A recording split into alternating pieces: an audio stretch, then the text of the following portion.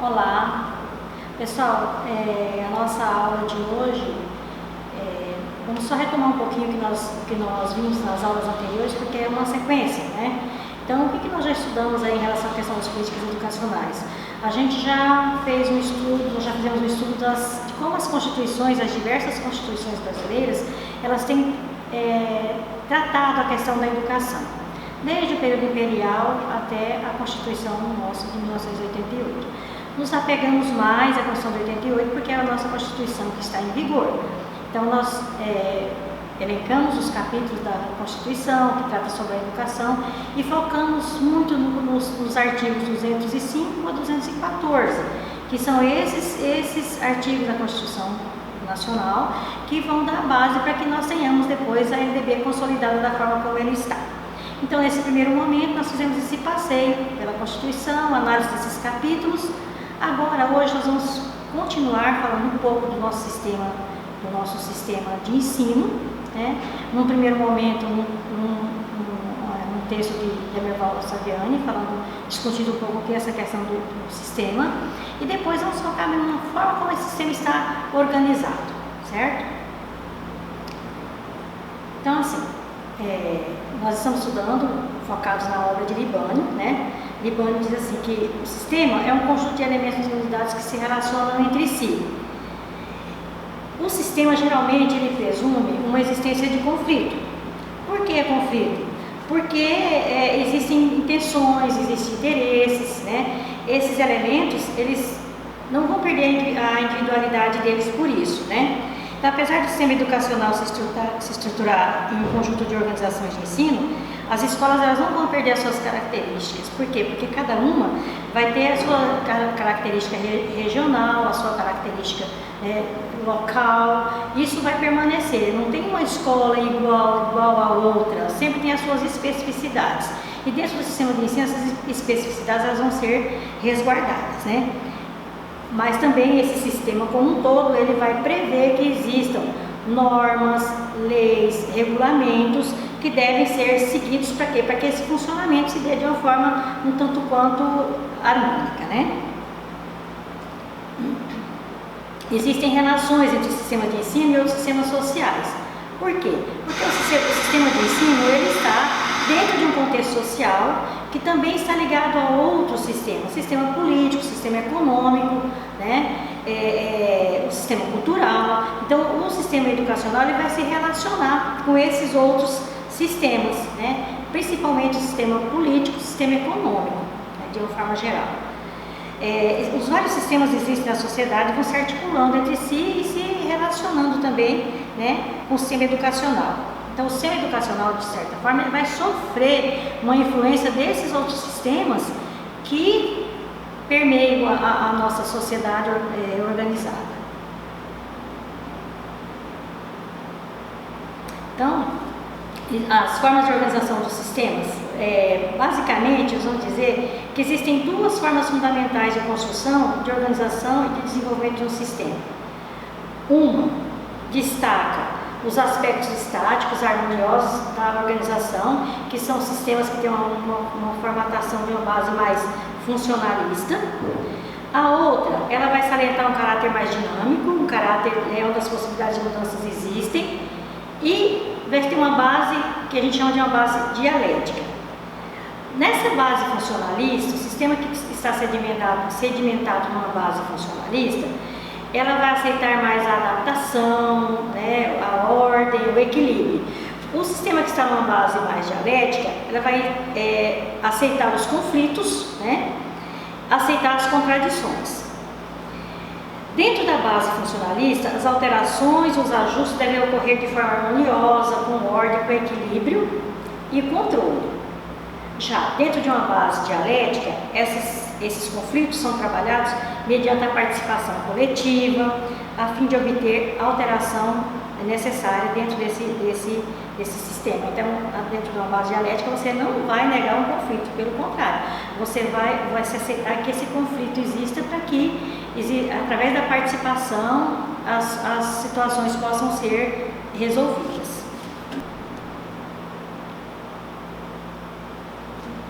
Então, assim, as relações que acontecem dentro de um sistema, elas são relações dinâmicas ou são adaptativas, são abertas ou são fechadas.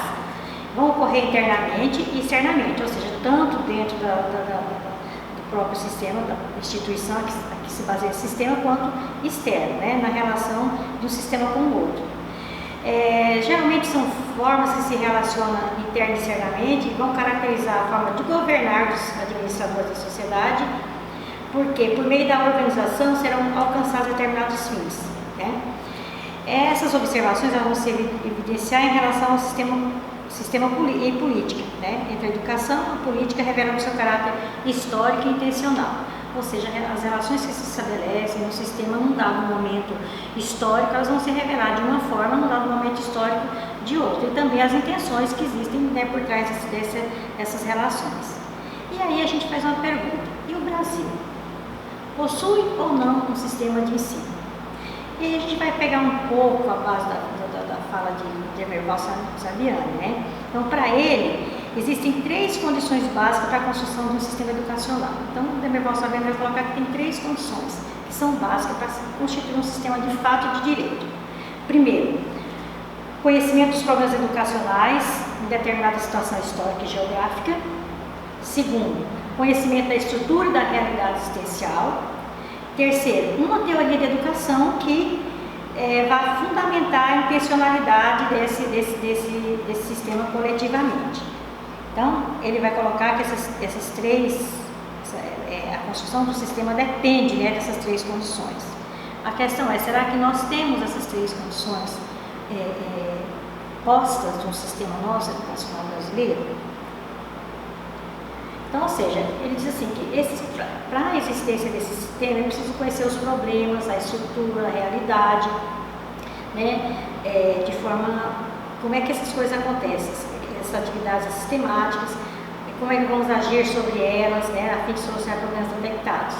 Então, a formulação de uma teoria educacional dá significado humano à tarefa de integrar os problemas do conhecimento para sua solução, e essa teoria para indicar os objetivos e os meios de uma atividade coletiva intencional, sendo a atividade educativa uma atividade, né, educacional, né? Como é que a gente vai ter uma teoria da educação voltada para que isso seja efetuado de fato. Então, segundo essa linha orientativa, Demerval Saviani conclui que o Brasil não possui um sistema nacional de educação, embora as leis que regem o ensino no país façam referência a um sistema de ensino. Ou seja, todo aparato legal que nós temos faz uma referência ao sistema de ensino. Mas, segundo a opinião aí da Demerval Saviani, ainda temos que caminhar um pouco mais para que esse sistema se consolide de uma forma realmente na sua íntegra. Segundo ele, o regime de colaboração instituído pela Constituição Federal de 88 e pela LDB não provocou a articulação necessária para os vários sistemas de ensino, pois a política existente no país, historicamente, é competitiva e não de colaboração. Então, na opinião de Demerval Saviani, essa questão eu compreendo assim que os sistemas, eles procuram, ao invés de se articular de fato, eles começam a buscar interesses individuais. Então isso dificulta essa questão da consolidação do sistema como um todo. Nós temos todo um aparato legal, desde a Constituição, a LDB, vai falar do regime de colaboração, vai falar do sistema de ensino, que é um sistema, mas na execução, na vivência desse sistema, as coisas ainda se dificultam. Por quê? Porque ainda existem interesses de uma parte ou de outra que dificulta a consecução desse sistema de ensino mesmo como deveria ser. Então, ele vai dizer assim, que tem 4 hipóteses, Demerval Saviani vai dar 4 hipóteses explicativas, né, para a ausência do sistema educacional. Primeiro, ele vai dizer assim, a estrutura da sociedade de classe dificulta uma praxis intencional e coletiva. Exatamente por quê? Porque cada uma parte tem seus próprios interesses. Segundo, ele vai dizer assim, a existência de diferentes grupos em conflito causa obstáculos para a definição de objetivos. ou seja, ainda permanece os interesses e os objetivos, cada um buscando os seus objetivos, né? Então isso dificulta um objetivo coletivo. Terceiro, é a importação da cultura escolar de outros países sem levar em conta a realidade da sociedade brasileira. Isso é muito perceptível, isso para quem já está na educação, caminhando há algum tempo, é muito visível isso. Por exemplo, quando nós tivemos a construção dos parâmetros curriculares nacionais, lá na década de 90, eram grupos de professores de outro país, o Brasil está sempre importando, buscando em outros países algo para vir fazer a consolidação desse sistema das propostas curriculares. Nós não temos uma proposta eminentemente brasileira, a gente sempre está buscando fundamentos, objetivos, organização que deram certo em outros países e que poderão, por consequência, dar certo aqui também. Então, isso Demerval Saverne coloca como uma hipótese que se dificulta a formação de um sistema de ensino nosso. Nós teríamos que ter a nossa própria base, né? E a insuficiência teórica dos educadores, né? Também que vai completar, vai impedir, né, a formação desse espírito crítico. Essa formação teórica, essa insuficiência vem dos próprios cursos de formação, da falta de capacitação, da falta de busca do próprio professor, né? Então, essas hipóteses, geralmente elas vão dificultar aí, né, essa formação desse sistema como nós tanto gostaríamos que tivesse. Então, apesar de tudo isso, a partir da década de 80, né, para cá, a gente tem que considerar que existem muitos esforços de educadores brasileiros para a construção de um pensamento pedagógico brasileiro. Muitos fóruns, muitas discussões, muitos estudos, muita formação em cursos de mestrado, doutorado, produções de revistas científicas, né?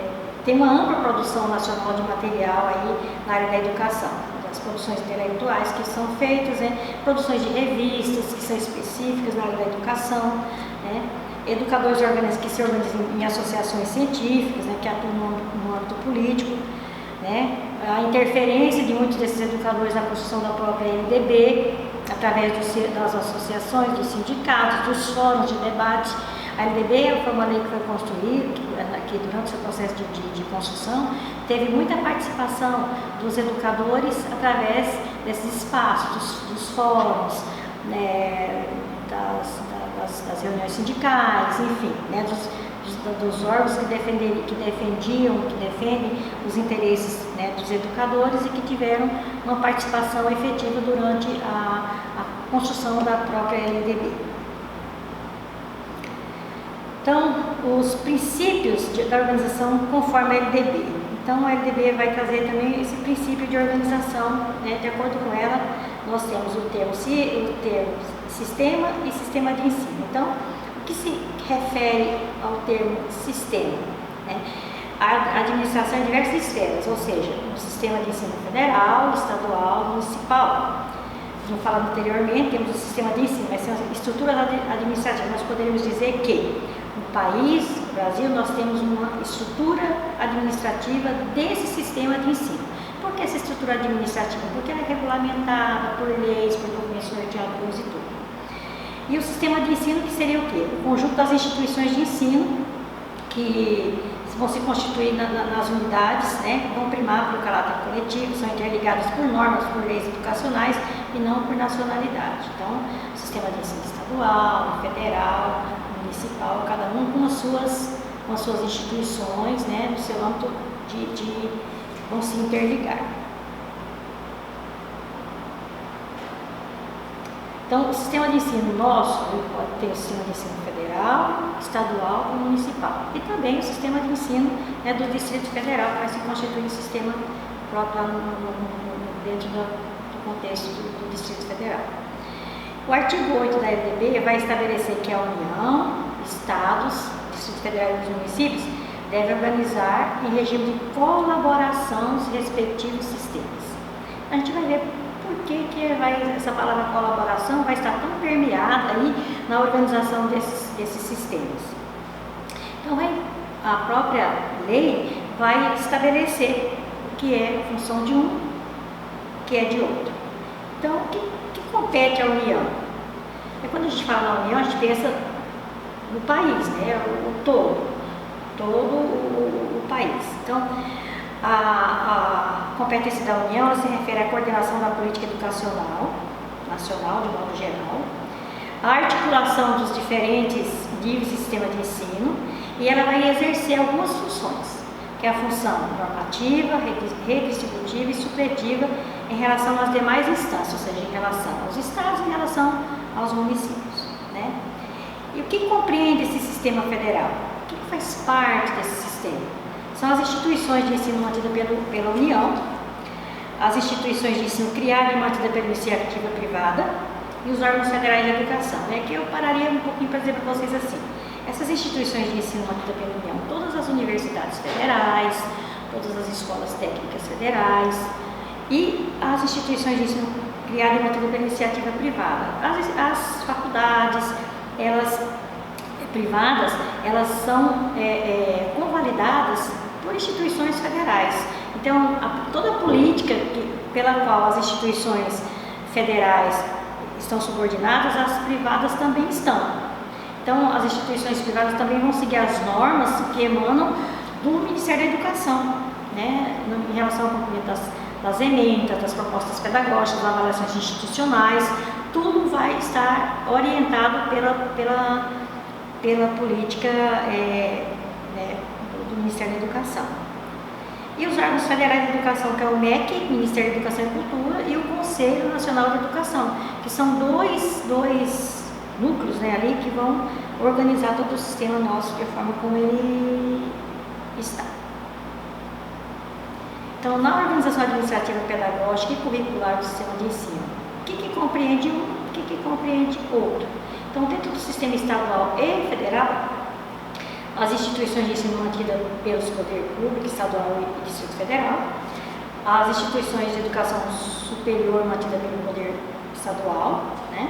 As instituições de ensino fundamental e médio criadas e mantidas pela iniciativa privada, e no Distrito Federal as instituições de educação infantil criadas e mantidas pela iniciativa privada integram o seu sistema de ensino. Quando a gente diz que essas instituições privadas elas fazem parte desse sistema, é porque, mesmo sendo a instituição de ensino privada, ela precisa passar pelo crivo do olhar do sistema público de ensino. Suas propostas pedagógicas precisam ser validadas, né? O seu ambiente físico precisa ser avaliado pelo Conselho de Educação, seja Conselho Estadual ou Conselho Municipal. Se for uma escola de ensino fundamental, ensino médio, essa avaliação ela vai ser feita por um órgão estadual. Quem vai, o Conselho de Educação, através da Secretaria de Estado de Educação, é quem vai avaliar as condições do espaço físico, as condições de construção do projeto político-pedagógico, a proposta pedagógica dessa instituição de ensino, como está organizado o seu corpo docente, a formação. Então, para que uma instituição vá funcionar, mesmo ela sendo privada, ela passa pelo crivo do olhar do setor público, que tem que estar também de acordo com a legislação que regulamenta o setor público, né? O sistema municipal também não é diferente, né? Então, nós temos no sistema de Estado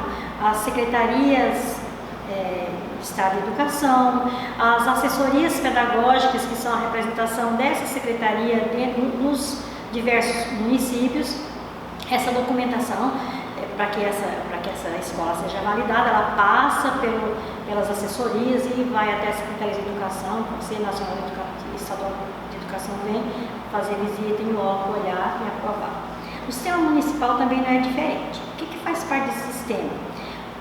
As instituições de ensino fundamental, as instituições de educação infantil, né? Vamos pegar a Tangará da Serra. Então, todas as escolas que denominam Centro Municipal de Educação, Centro Municipal de Educação Silvio Paternei, Centro Municipal de Educação José Nadar, Tanarã, etc, etc.